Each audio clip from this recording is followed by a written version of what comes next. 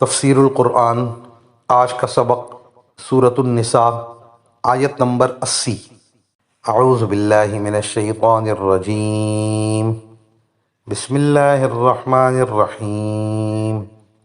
من یطع الرسول فقد اطاع اللہ ومن تولی فما ارسلناک علیہم حفیظا۔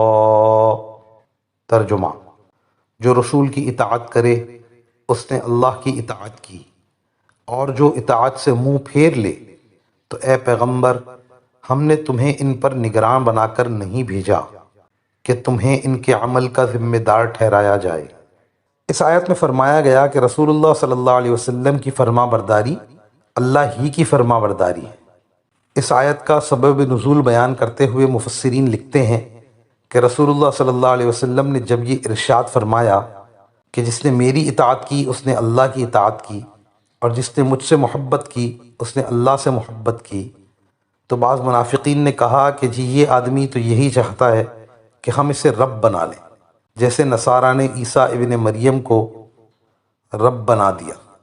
اس پر اللہ تعالیٰ نے آیت بالا نازل فرمائی جس میں یہ بتایا گیا کہ رسول اللہ صلی اللہ علیہ وسلم کی فرما برداری اللہ تعالیٰ ہی کی فرما برداری ہے، کیونکہ آپ صلی اللہ علیہ وسلم جو کچھ حکم دیتے ہیں وہ اللہ ہی کی طرف سے ہوتا ہے۔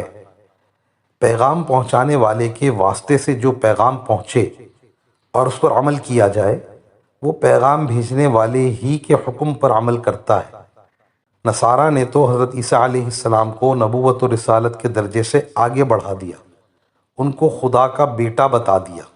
دور حاضر میں جن لوگوں نے انکار حدیث کا فتنہ اٹھا رکھا ہے، اس آیت شریفہ میں ان کا بھی جواب ہے۔ یہ لوگ عوام کو طرح طرح کی باتیں کر کے بہکاتے ہیں اور یہ کہتے ہیں کہ قول رسول اللہ حجت نہیں۔ قرآن مجید میں جگہ جگہ اطاعت رسول اور اتباع رسول کا حکم دیا۔ وآخر دعوانا ان الحمد للہ رب العالمین۔